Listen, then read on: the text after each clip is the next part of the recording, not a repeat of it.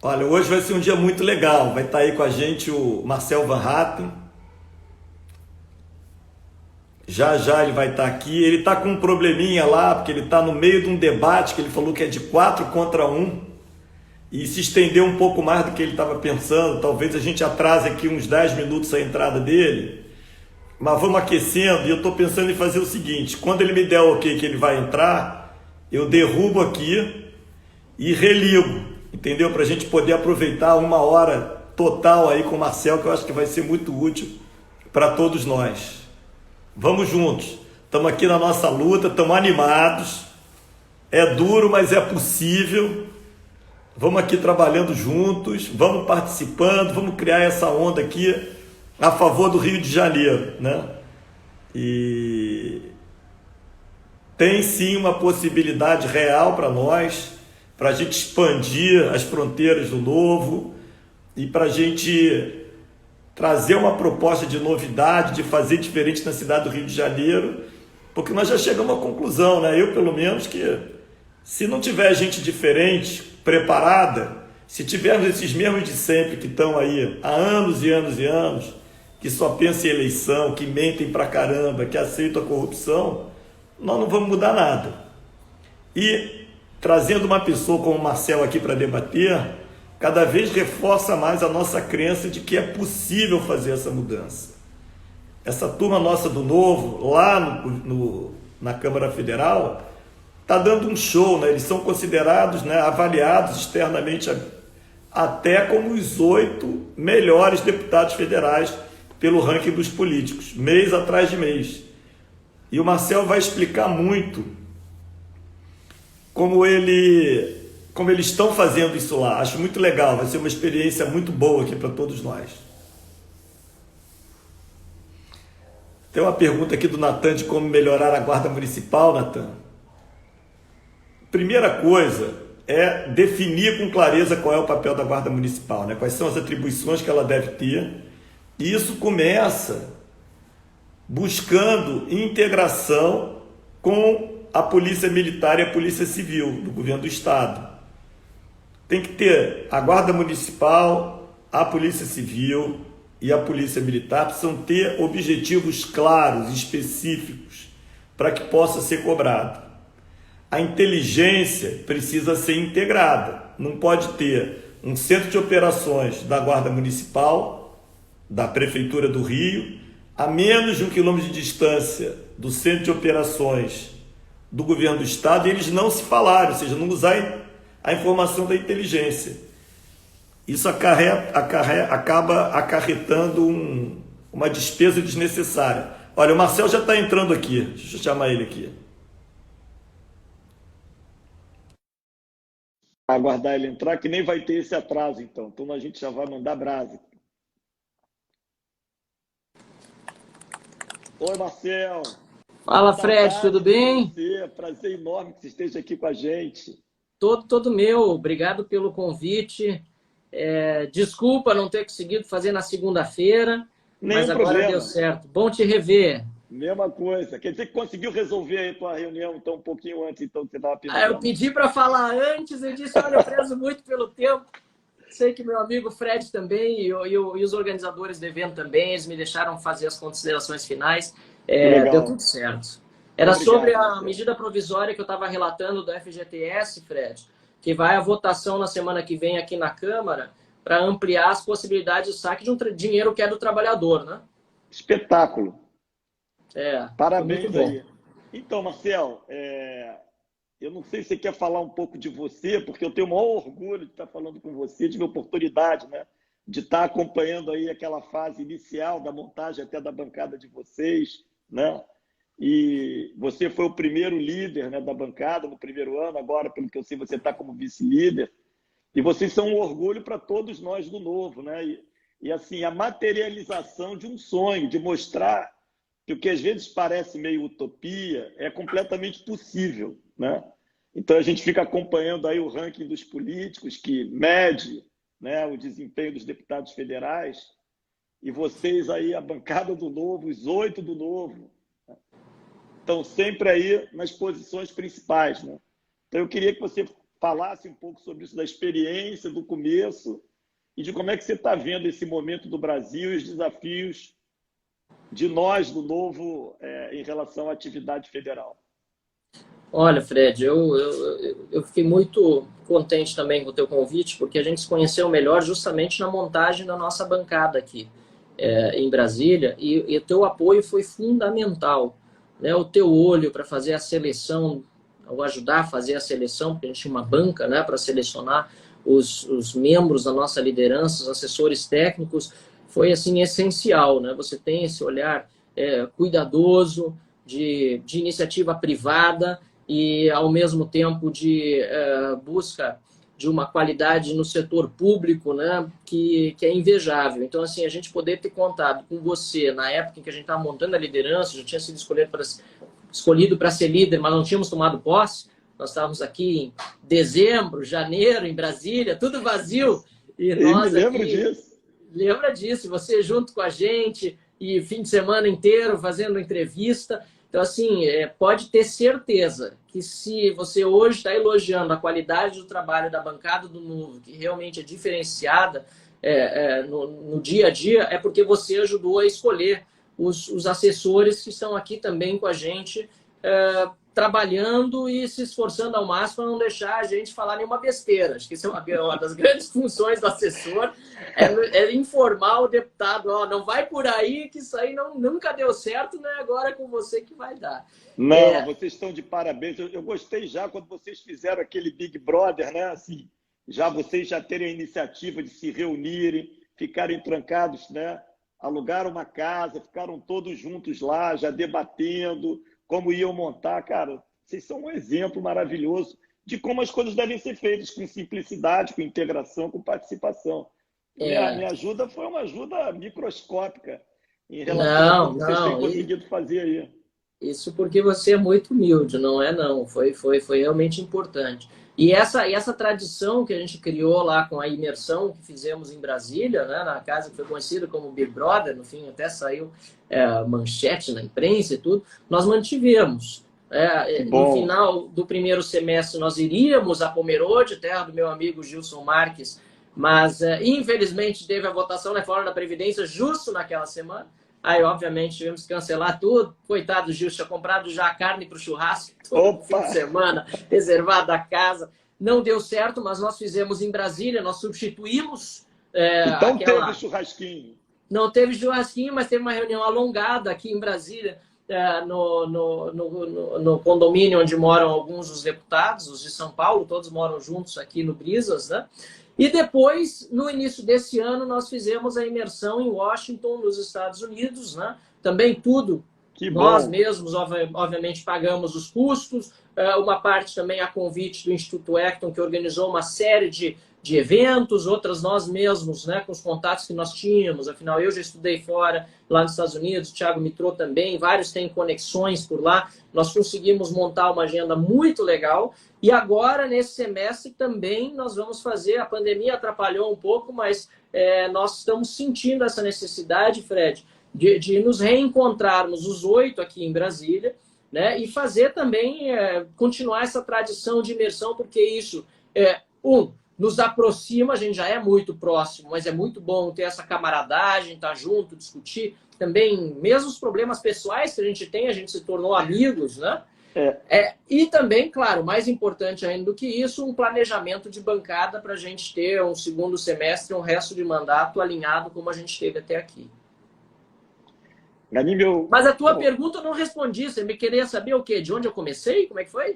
Começou a falar um pouco da sua trajetória, depois que você, como é que você chegou ao Novo, né?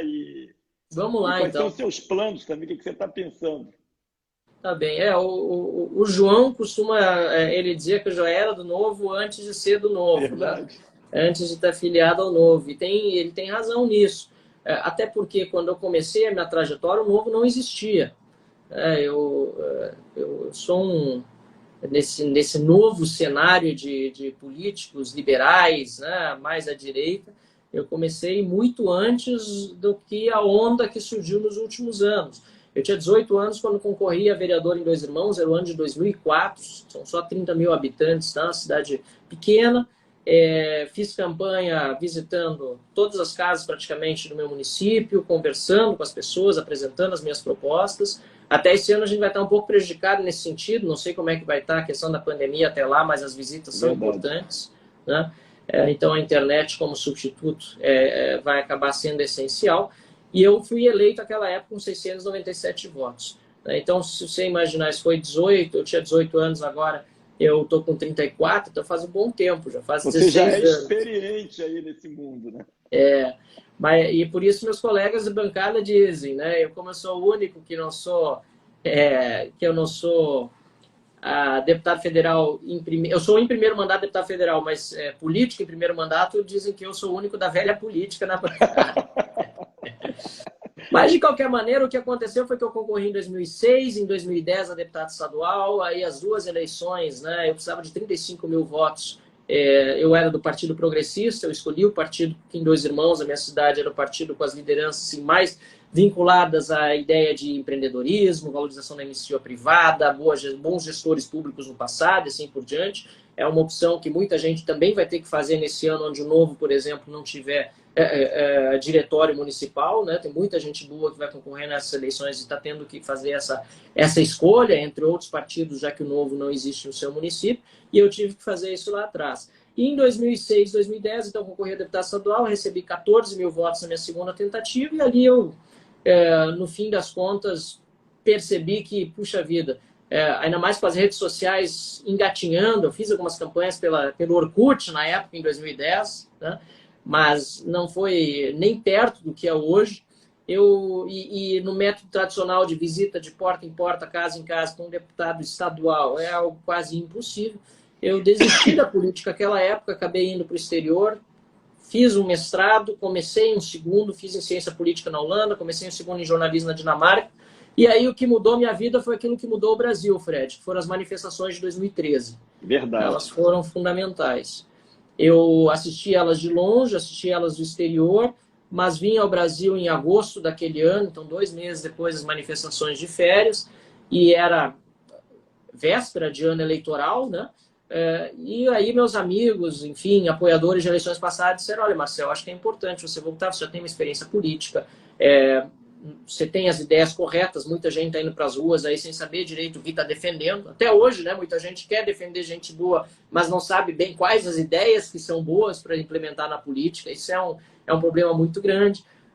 Você tem, e eu já usava muitas redes sociais antes, como eu disse, e no exterior passei a usar ainda mais. Você tem um bom acesso de redes, acho que seria uma boa você tentar.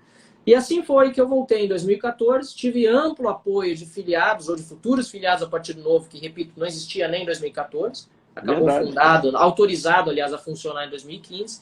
Muitos voluntários do Novo foram voluntários da minha campanha em 2014 e acabei recebendo 35.345 votos. Você lembra que eu falei que precisava de 35 mil votos no partido, mas por 351 fiquei na primeira suplência.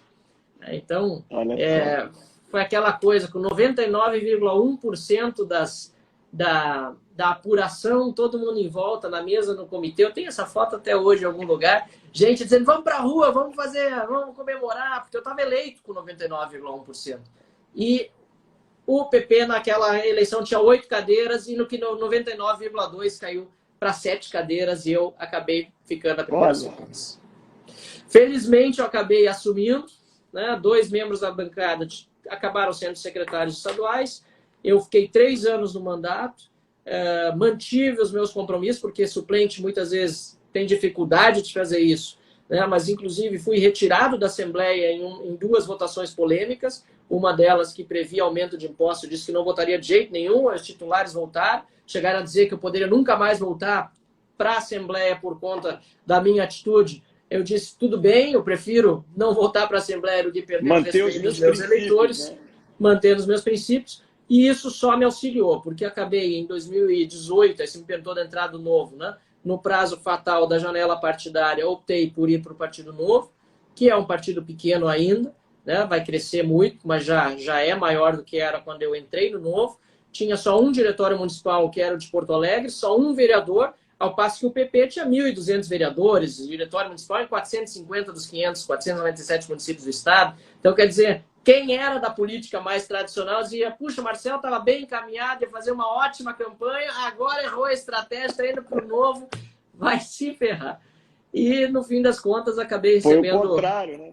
A votação enorme, foi o contrário, 349.855 votos. A última eleição realmente teve uma... acabei sendo valorizado pela manutenção dos princípios, né? Não só na teoria, mas na prática. E hoje estou aqui em Brasília, é um orgulho muito grande estar nessa bancada de deputados federais do Novo, que, sinceramente, tem feito uma diferença, mesmo sendo tão poucos, a cada sessão. Ontem mesmo foi uma briga aqui, a gente conseguiu suspender a sessão no Congresso, Fred. Só o Paulo Ganimi e eu, como se fala no Rio Grande do Sul, no cabo da daga. Mas chegamos lá e deu tudo certo. No fim, acabamos sendo chamados à mesa de conversa com os demais líderes, como, aliás, deveria ser sempre. Nós somos um partido organizado, com liderança, com tudo, e pudemos, assim, né, pelo menos garantir que uma das votações que a gente queria que fosse nominal acabasse sendo. Vocês é que são um orgulho enorme para todos nós, sabe? Assim, eu sou muito orgulhoso de tudo que vocês têm conseguido aí, da forma que vocês têm feito as coisas. Eu acompanhei bastante. E aí queria te falar uma coisa para depois você explicar como é que estão acontecendo aí, que você ainda está na liderança. Mas numa das minhas idas aí, eu dei uma provocada no André, né, que é o diretor aí da bancada de vocês, não é isso? Exatamente. E aí eu virei para o André e falei assim, André, como é que está sendo esse negócio aí de você, que já tem experiência e está trabalhando aqui na Câmara há tanto tempo, com essa turma toda nova aí, né, todos os deputados de primeiro mandato, eles não te chateiam muito, te perguntam muita coisa, não te atrapalham demais. Aí ele virou para mim e falou assim, Fred, eles realmente têm que perguntar muito, mas eles aprendem muito rápido e eles são muito diligentes, são muito caprichosos. Agora eu vou te dizer uma coisa que você não me perguntou. Você sabe o que eu acho mais importante aqui? É que eu posso cobrar a todo mundo que trabalha comigo. Eu posso cobrar desempenho a todas as pessoas que se reportam a mim. Eu nunca pude fazer isso aqui. Eu acho que essa é a diferença do Novo em tudo. É para valer, é para tirar o máximo proveito do dinheiro que todos nós pagamos de imposto. É uma missão importantíssima. E aí eu queria que você falasse um pouco assim, do que você considera as principais conquistas que vocês têm tido ao longo desse período, né, desde lá do começo do ano passado, quando começou o mandato de vocês, e quais são os desafios que ainda tem para vencer. Olha,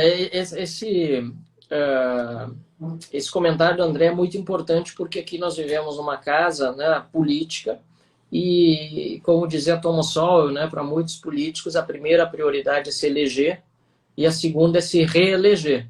E qualquer outra que seja a terceira prioridade está muito abaixo das suas pretensões imediatas, né? Então, infelizmente, a prática política no Brasil ao longo dos anos tem sido essa, né? Clientelismo, patrimonialismo, utilizar-se do dinheiro público para fins privados, muitas vezes até nem pessoais, mas para projetos políticos de poder. E a gente aqui está conseguindo fazer diferente. Acho que essa é uma das grandes conquistas da nossa bancada, né? Servir como referência aqui, a assessoria técnica toda poder ter a liberdade para trabalhar apresentando os seus pontos de vista, né? Todo mundo que está aqui na liderança da bancada do Novo é assessor de todos os deputados, não tem ninguém aqui que é indicação de um para trabalhar para aquele deputado e não para todo o time. Então isso é uma grande conquista porque a gente conseguiu mostrar e obter o respeito aqui da própria casa que a gente é diferenciado. Tanto é assim que toda vez que abre processo seletivo, vários servidores da casa aqui se inscrevem para o nosso processo seletivo, sabendo que na bancada do Novo vai ter um tratamento diferente do que aquele que tem em outras bancadas partidárias. Tem outros que preferem outro tipo de tratamento, cada um tem a sua preferência. Agora, verdade, no Novo, a gente tem essa linha,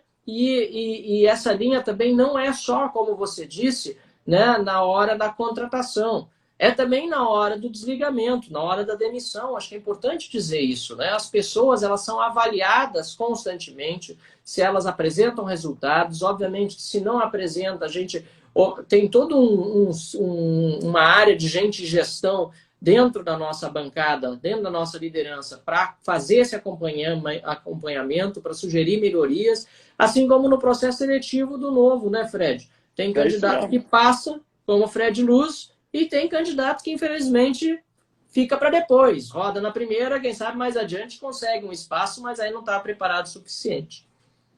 Porque tem que ter qualidade, né? A qualquer serviço, né, a qualquer gasto, tem que corresponder uma qualidade. Tem que corresponder um resultado. Né? E eu gosto muito, e acredito nisso, que vale... E que não dizer, não, mas no governo é diferente da empresa privada. É diferente o objetivo. Mas a perseguição do objetivo é igual. Né? Exatamente. Toda metodologia, forma, avaliação de desempenho, combinar objetivo e perseguir, porque não adianta ter um objetivo e não perseguir o objetivo. E não ter a capacitação. A avaliação de desempenho, ela serve também para capacitar, não é para mandar embora. É para ter uma conversa clara, para alinhar objetivos e ter clareza. É claro. E Fred, sobre conquistas políticas, né? Várias conquistas políticas nós tivemos no plenário também. Né? A reforma da Previdência, tem convicção que o novo foi fundamental, até porque nós acabamos botando a discussão no sentido de menos privilégios, né? E mais responsabilidade fiscal. E isso acabou jogando a discussão mais para o centro, como deveria acontecer. Então, a gente faz um papel importante aqui, muitas vezes a gente não alcança o objetivo final, né? Muito difícil, o ideal, né?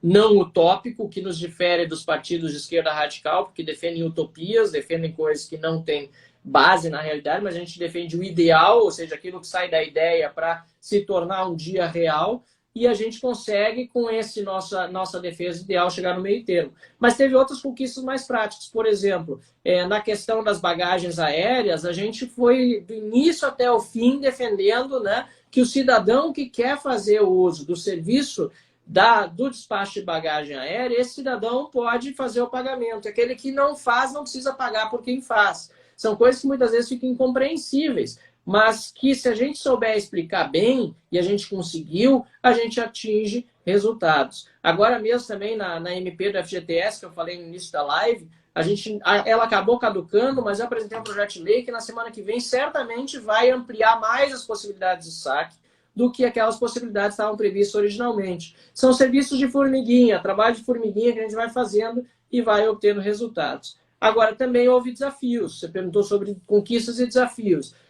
Tem decepções, tem dias que a gente fica aqui, puxa, sai do plenário completamente arrasado. Né? O dia da votação da abuso de autoridade foi um dia muito triste para nós. Né? Quando foi aprovado o juízo de garantias aqui, e depois, inclusive, sancionado pelo presidente da República, também foi muito triste para nós. Quando a gente teve a questão do fundo eleitoral, né, que acabou sendo aprovado aqui, também foi muito triste para nós. Só que na própria questão do fundo eleitoral, nós conseguimos corrigir um erro de R$500 bilhão na proposta orçamentária que tinha vindo da Receita. Então, ainda que tenha sido aprovado, e foi uma lástima que tenha sido aprovado, o Novo já deu exemplo, já devolveu a sua parte de 36 milhões, nós não vamos usar dinheiro público para fazer campanha. Ainda assim, nós economizamos 500 milhões do dinheiro do pagador de imposto que tinha vindo num erro da proposta orçamentária que nós descobrimos.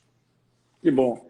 E também teve uma questão, eu me lembro, de se tentar colocar o direito do partido devolver o fundo partidário, né? Que é uma luta que o Novo tem.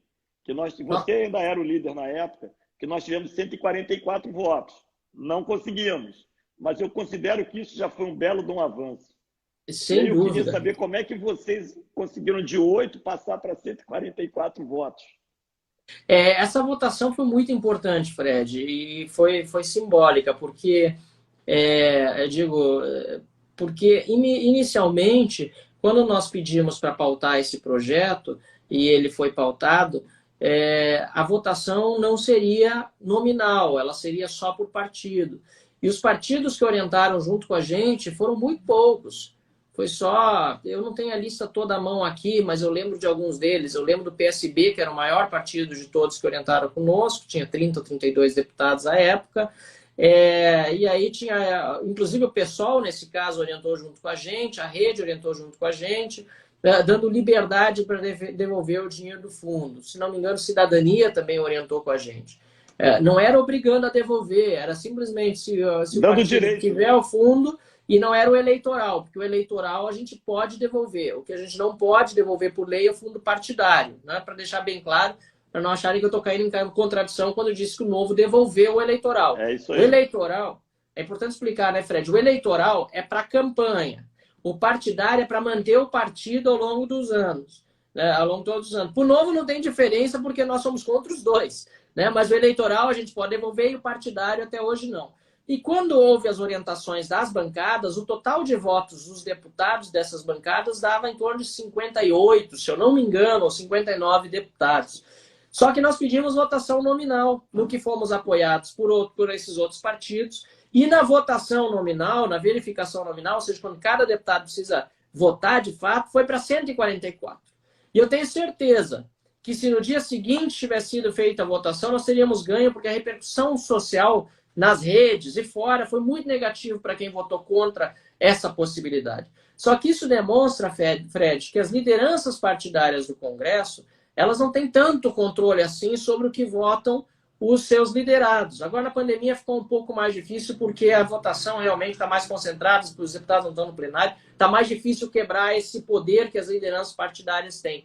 Mas lá no início a gente via isso claramente. E por isso que eu lamento tanto, Fred, tanto lamento, que lá atrás, né, a articulação do governo não tivesse sido para valorizar esses deputados que com independência vinham votando pautas como essa, e que acabou desembocando nessa aliança com o Centrão, Ricardo Barros, que foi líder do governo Dilma, líder do governo Lula, que é um retrocesso, né? Ministro do governo Temer, hoje ele também é o líder do governo Bolsonaro, né? A partir de terça, oficialmente. Né, Oi? É uma volta ao passado, infelizmente. E algo que o próprio presidente Bolsonaro sempre rechaçou no discurso, né? Inclusive na prática inicial do mandato também, mas infelizmente não houve, né, ao longo do ano passado, ainda que nós incentivássemos aqui, houvesse não digo uma base de apoio ao governo que não pense, né, que não seja independente, mas uma base de apoio às reformas que o Brasil precisa, suficientemente grande para evitar que a esquerda, essa velha política, pudesse predominar. Mas, lamentavelmente, agora nós chegamos a esse ponto, e mesmo assim é nosso papel, Fred, continuar trabalhando pelas reformas da forma completamente independente e coerente, como nós tivemos a capacidade de apresentar na campanha. Nós não mudamos e também não vamos mudar. É porque nós somos muito fundados em princípios e valores, né? E isso o Novo preserva bastante, né? O Novo é uma instituição para valer. Com certeza. Dois assuntos que é importante que que passaram aí pelo Congresso: o novo marco regulatório do saneamento, que para a cidade do Rio de Janeiro, que não tem 50% do seu esgoto tratado, é crítico. E tem aquela questão do veto do presidente Bolsonaro, que não permitindo que se estenda com as empresas estatais os índices que estão estabelecidos no marco regulatório, que atrasaria a implementação desses índices. Como é que você está vendo isso? Eu acho que esse é um ponto, um dos mais preocupantes, né? Nós devemos justamente garantir liberdade, né, para as empresas concorrerem nesse mercado que é tão mal atendido pelas empresas públicas, né? O exemplo da SEDAI aí é um exemplo péssimo para o Brasil todo. Desculpa dizer, Fred. É vergonhoso. Desculpa dizer, não sei se isso aí ofende teu orgulho carioca aí, mas é lamentável, né? O que ofende o meu orgulho carioca, Marcelo, é os prefeitos daqui, porque, na verdade, a Prefeitura do Rio, ela é cliente da SEDAI, ela não é dona da SEDAI. O que me ofende muito é a Prefeitura do Rio jamais ter cobrado. Exato. Os cariocas pagam 77% de toda a receita da SEDAI e não tem o serviço.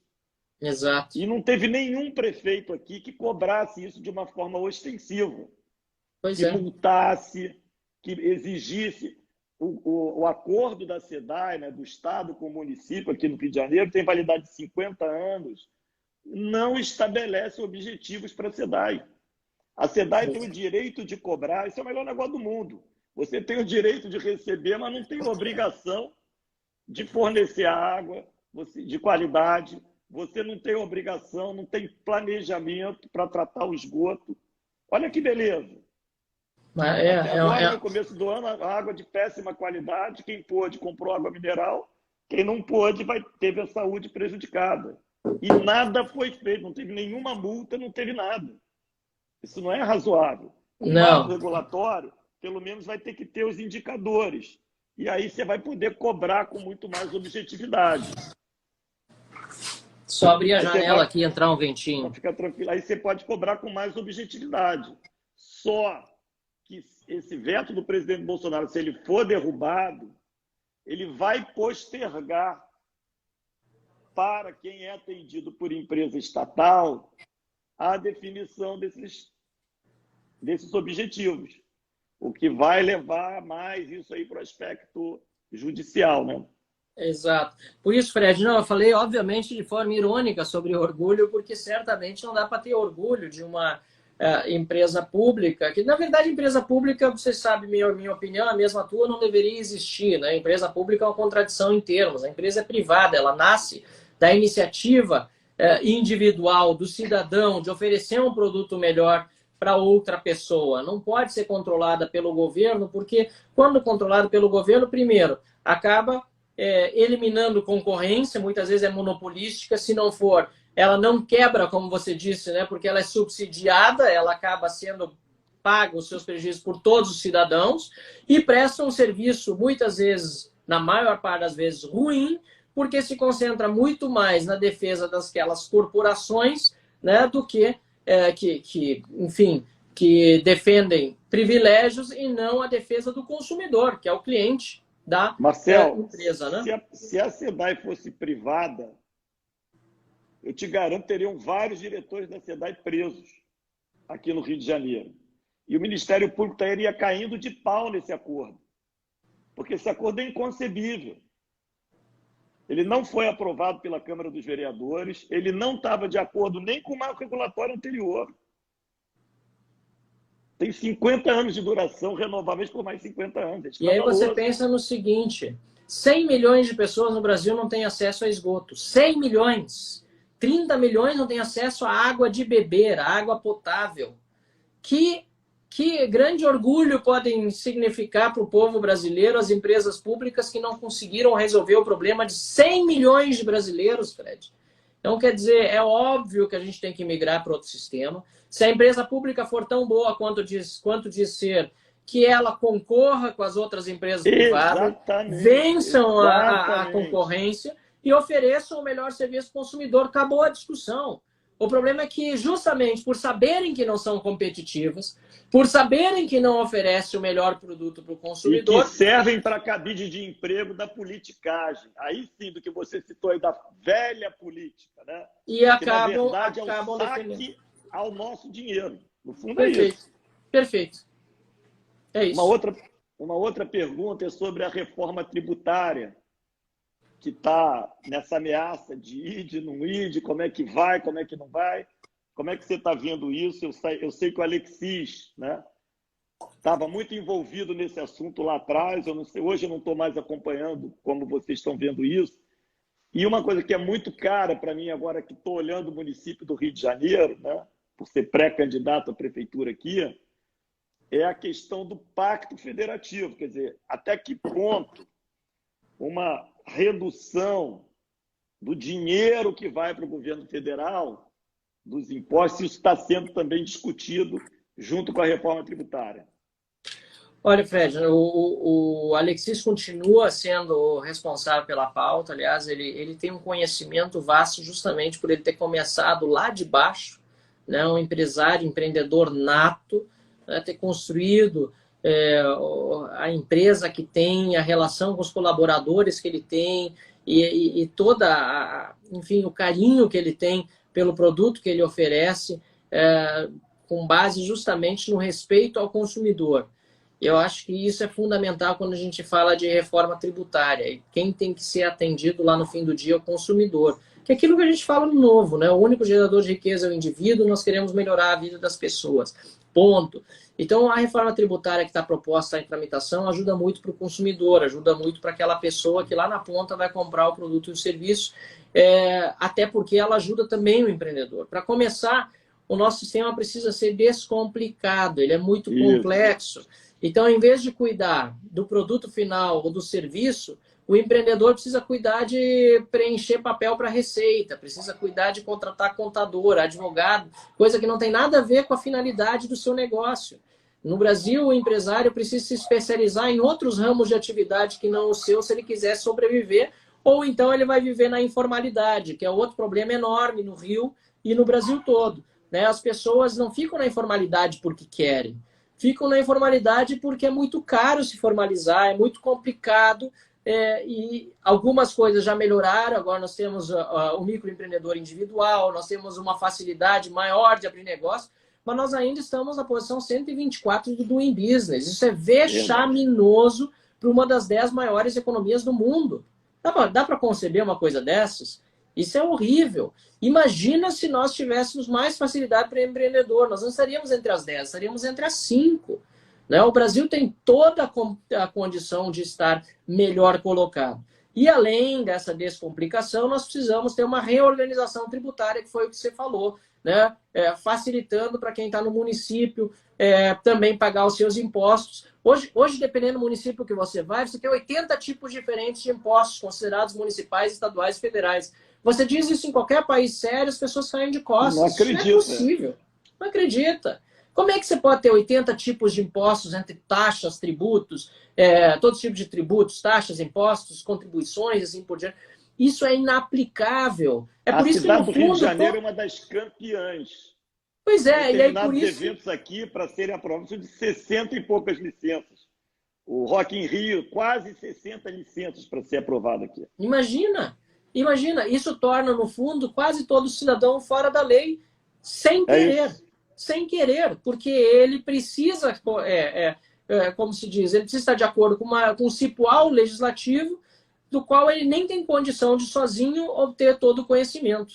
E Marcelo, tem uma coisa muito pior do que isso, porque acaba permitindo ao agente público uma capacidade de arbitrariedade, porque aí falta transparência, tem a complexidade, tem a dificuldade de entender, e o agente público acaba usando isso para fazer a corrupção, para fazer o desvio.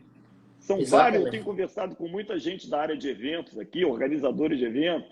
Então o cara vem para o Rio, está tendo uma fuga de eventos do Rio de Janeiro para cidades como Curitiba, São Paulo, e o cara vem realizar o evento, ele tem que conseguir aquelas licenças todas, ele faz a venda do evento, que ele precisa de caixa, quando vai chegando na hora da realização, ele está lá sem um monte de licenças ainda concedidas e ele entra na chantagem. Tudo bem. O Benjamin de Israel, eu até vim pegar a frase certinha aqui na internet, ele dizia o seguinte sobre as leis, ele foi primeiro-ministro britânico lá no século XIX, ele diz assim: quando os homens são honestos, as leis são desnecessárias. Quando são corruptos, as leis são inúteis. É isso. Né? Então, no fundo, a gente vai criando lei, até sobre... Eu acho absurdo. Eu vi um deputado esses dias dizendo no plenário que era preciso complicar mais, burocratizar mais, porque o brasileiro tinha propensão a fraudar. Isso é um absurdo. A gente parte do pressuposto de que a índole da pessoa é a de ser um mau cidadão e não um bom cidadão. Mas, isso prejudica o bom. Marcelo, isso é o inverso. No livro lá, A Revolta de Atlas, eu tirei a foto da página, até vou te mandar. Tem lá a discussão do burocrata do governo com um grande empresário. Certo. E o burocrata do governo diz o seguinte: olha só, nós só temos poder sobre os criminosos.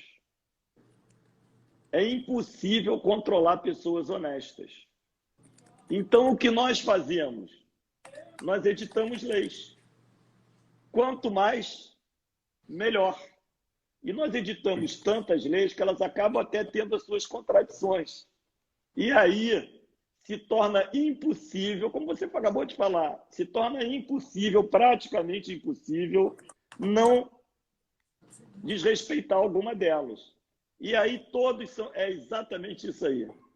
Eu acho que é página 492. E aí todos são criminosos. E então o nosso poder passa a existir. Porque aí é o burocrata que vai dizer o que pode e o que não pode. É o contrário.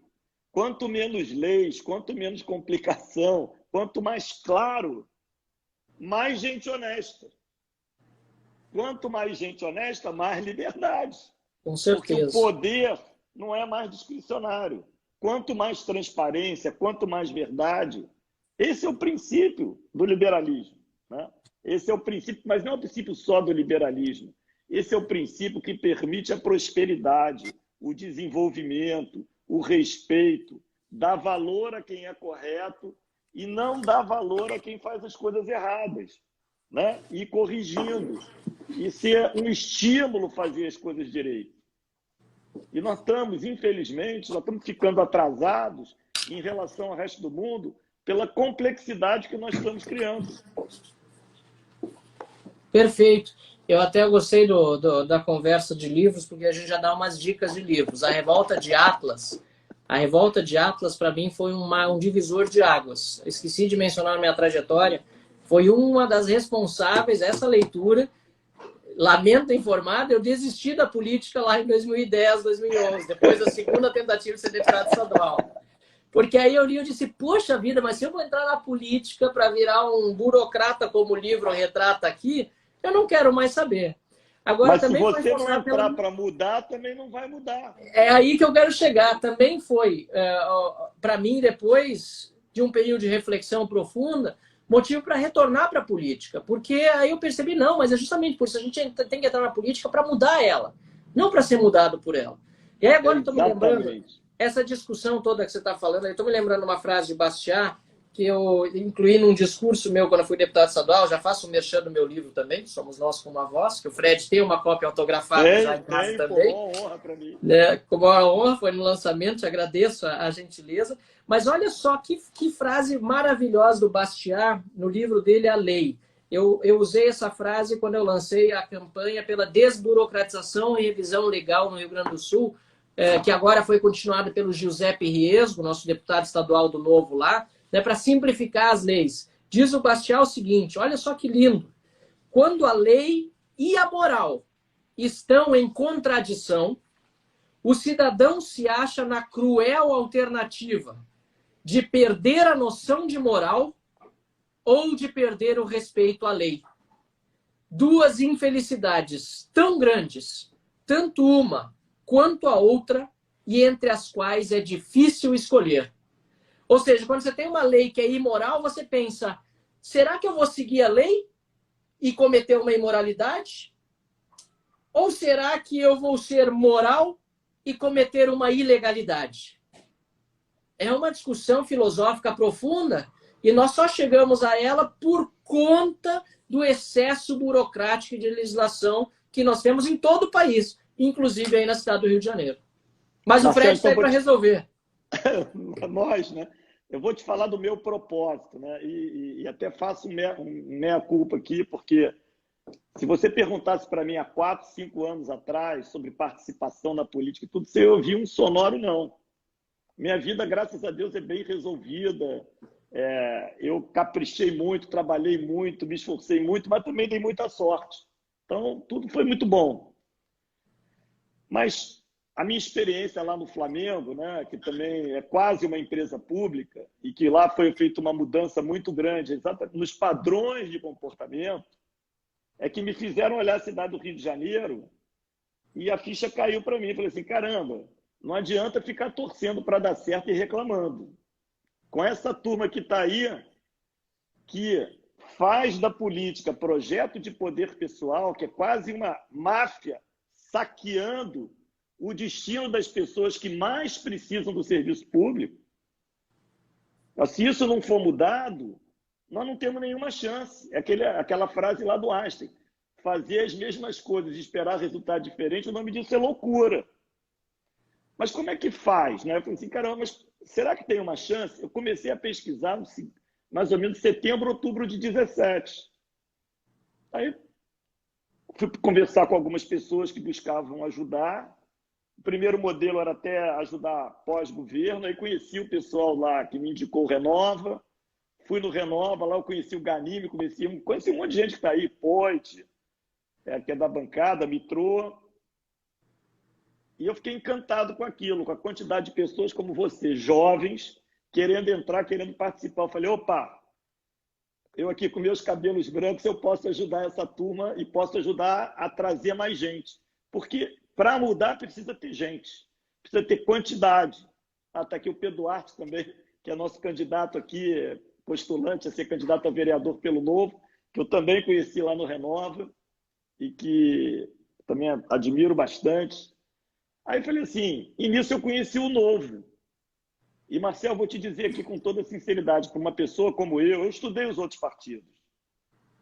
Eu não entraria na política se não existisse o Partido Novo. Eu não entraria. Não é porque não tem gente boa nos outros partidos, não é isso que eu estou falando. Mas na liderança deles não tem, infelizmente.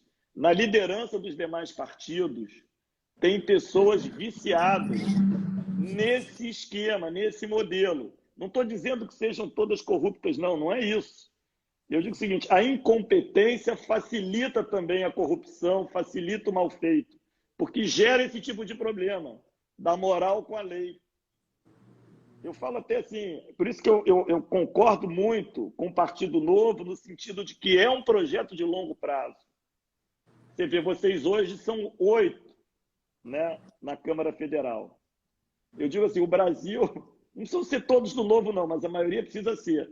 O Brasil precisa de 300 e poucos bons deputados federais. E vai ter. Exatamente, vai ter, não tenho dúvida nenhuma. Não é fácil. Nós todos aqui, eu estou falando até para essa turma toda que está acompanhando a gente, essa conversa, os 8 do Novo hoje estão dando um belo do exemplo, que nos animam a trabalhar mais, para amanhã serem 50, depois 100, depois 200. É isso. E também que com esse crescimento do Novo, outros partidos passem a adotar essas práticas, que são práticas muito úteis. Nós precisamos de pessoas sérias na política, de pessoas que tenham experiência e que tenham qualificação. O Novo fazer um processo seletivo não é uma questão discriminatória, é uma questão de capacitação. Ninguém vai querer ser operado por um médico incapaz. Precisa ter conhecimento, precisa ter competência. E, no caso de um partido, o partido precisa ter princípios e valores e precisa ter alinhamento das pessoas que estão nele e que o representam com esses princípios e valores. Perfeito. Não pode ser um mero cartório eleitoral. Não dá para ter gente que é liberal no mesmo partido e gente que é da esquerda, sabe? É estatizante. Porque, principalmente no voto proporcional, isso vira uma bagunça para o eleitor enorme. Exato. Então, eu resolvi entrar exatamente para isso, Marcel. Que bom, Fred. Para Você... um trabalho de longo prazo, para dar exemplo e para abrir frente para os jovens, principalmente, virem. E aqui no Rio de Janeiro, nós precisamos de mais disso. Exato, exato. Não, você é exemplo para nós, inspiração, eu ouvi tua trajetória, tua motivação para entrar. Vou até fazer um teste aqui com o pessoal que está nos acompanhando. Quero agradecer a todo mundo que tá nos comentários aí mandando. Você falou que até se questionava por que não começou a acompanhar a política antes, foi só uns 5 anos para cá, ou menos até.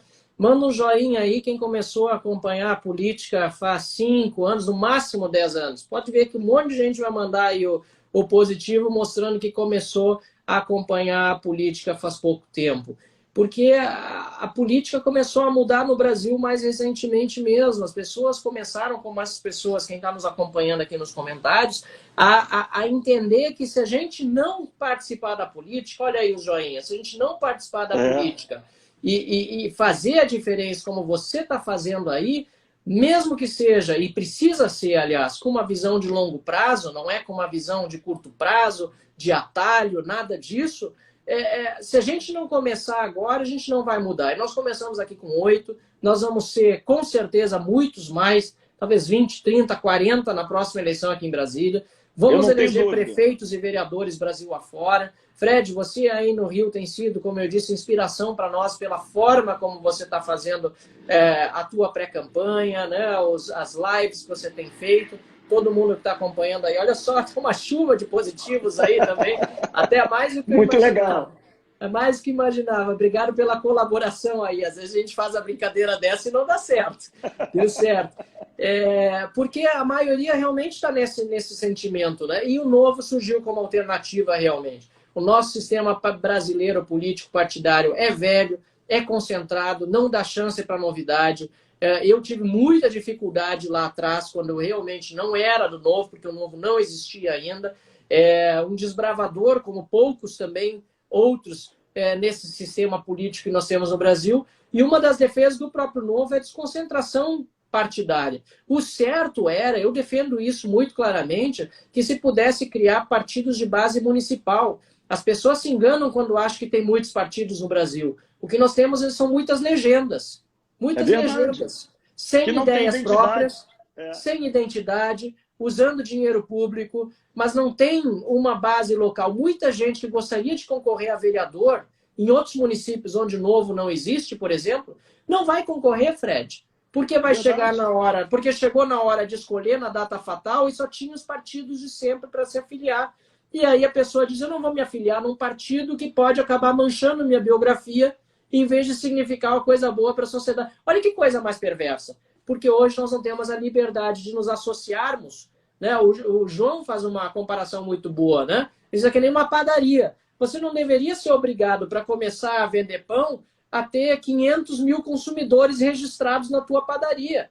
Mas claro, hoje a lei dos partidos é essa. Para você poder começar um partido político, tem que ter 500 mil fichas. Tanto é que mesmo uma pessoa da popularidade de um presidente da República, a gente está vendo o que aconteceu recentemente com a Aliança, não está conseguindo. Então, quer dizer, nós precisamos mudar radicalmente esse sistema partidário brasileiro, mas enquanto não muda, nos municípios em que nós temos diretório municipal formado, como é o caso do Rio de Janeiro, que bom que nós temos a alternativa do Novo e que bom que nós temos um Fred Luz para nos representar.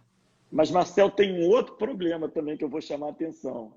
Apesar de serem poucas as cidades onde o Novo lançou processo seletivo, que foram 68, nós só vamos ter candidatos em 30. Olha só o que drama. Em 38 nós não vamos ter. E por que nós não vamos ter? Porque não existem pessoas capazes nessas cidades? Claro que existem. Existem. Mas, infelizmente, muita gente qualificada, séria, honesta, que estaria dando uma contribuição enorme na política, está como eu estava 4, 5 anos atrás. Não quer vir. Não vou me meter nisso, não. A imagem do político ainda é muito ruim. É muito ruim. Então, eu estou te falando isso porque eu tive do lado da estrutura partidária buscando candidato.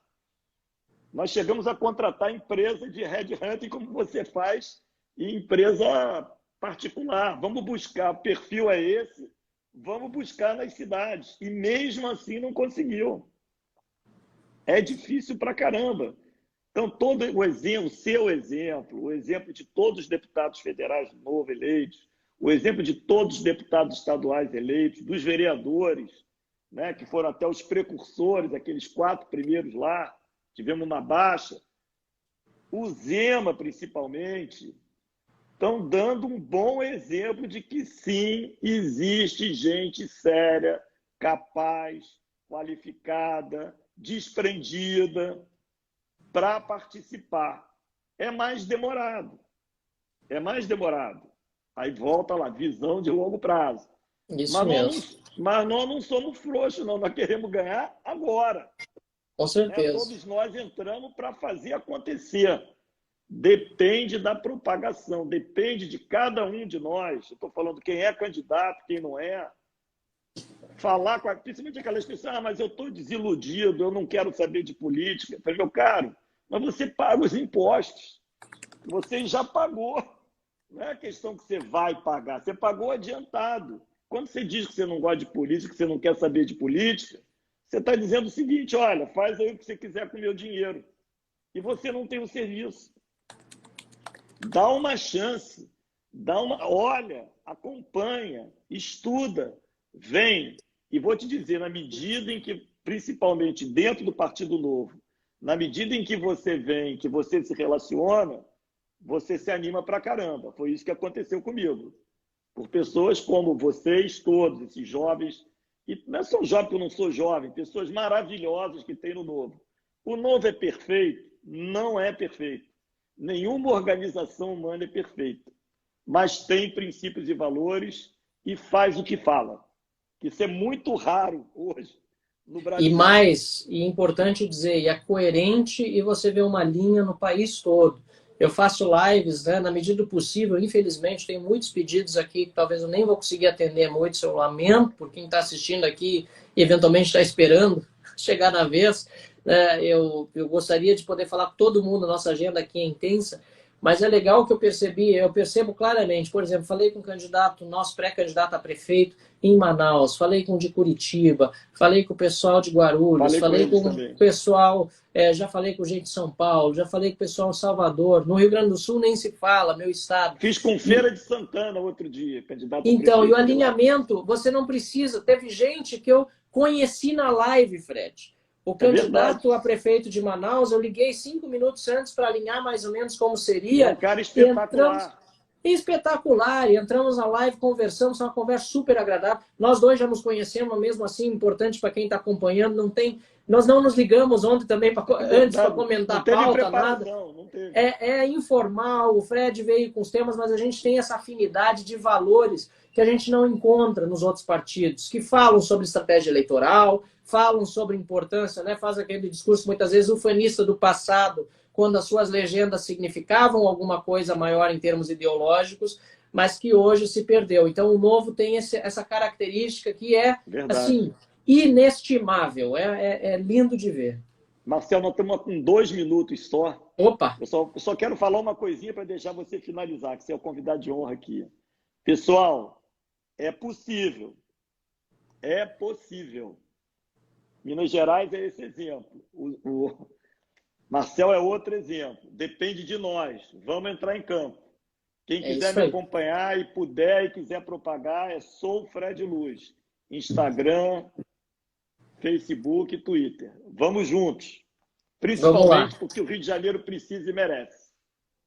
Vamos lá, principalmente por causa do Rio de Janeiro, eu preciso dizer mais ainda que é possível, porque a gente de longe acompanha e a história do Rio, tanto prefeitura como governo, lamentavelmente nos últimos anos, décadas até, uma história muito triste, né, de corrupção, de descaminho, de incompetência, mas é possível mudar por causa de vocês que estão acompanhando, por causa dos nossos deputados que aí estão. Eu quero deixar um abraço para o Chicão e para o Freitas, e também para o Ganime, que é o nosso líder da bancada, que é um exemplo no dia a dia.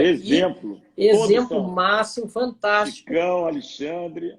Fantástico. E para concluir, por causa do nosso amigo Fred Luz, né? Que é, de novo, exemplo para mim, inspiração, motivação para todos vocês. Obrigado, um abraço grande. Obrigadão, É Marcelo. possível, vai ser possível. E vamos juntos, vamos lá. Vamos lá. Tchau, tchau, Fred. Tchau, tchau. Obrigadão, Marcelo. Tudo de bom. Valeu, tudo de bom.